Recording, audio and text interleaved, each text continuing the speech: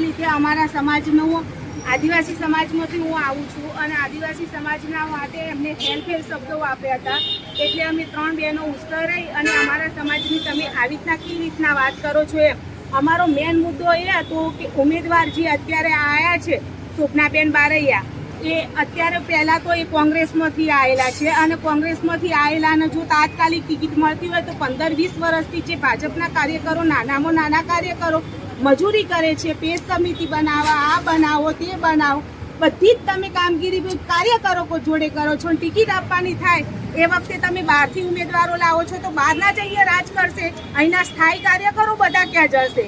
આનો મને ખુલ્લો વિરોધ છે અને વીડી ઝાલાએ મને જાહેરમાં ઇન્સલ્ટ કરી છે કે બેન તું મારા ઇલાકામાં આવે છે. હું એમના ઇલાકામાં નથી આવતી, હું મારા ઇલાકામાં જ હતી અને હું અહીંની વોટર છું. એ ત્યાંના વોટર છે કલોદરાથી અહીંના નથી, તે છતાંય એમને મને ધમકાવી. આજે મને એના માટે હર્ષ સંઘવી સાહેબ જોડે મુલાકાત કરી અને બેન તમારી રજૂઆત કરજો એમ કરીને કાર્યાલય બોલાવી છું.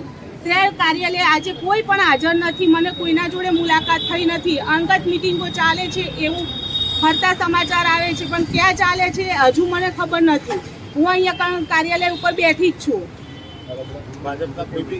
અને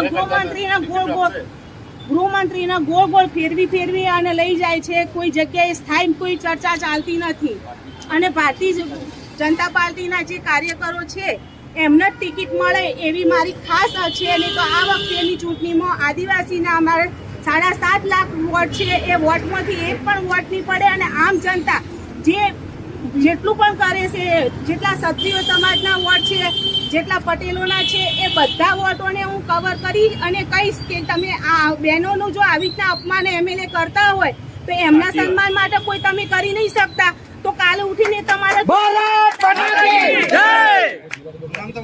અને હું જિલ્લા સદસ્ય જામડા જિલ્લા સદસ્ય છું. હું આખી સીટનો નહીં આખા સાબરકાંઠામાં અરવલ્લીમાં બધી જગ્યાએ બહિષ્કાર કરાવરાઈશ. એક નારી તરીકે હું મારી શક્તિ બતાવીશ. અસારી સલમા બેન દિનેશભાઈ.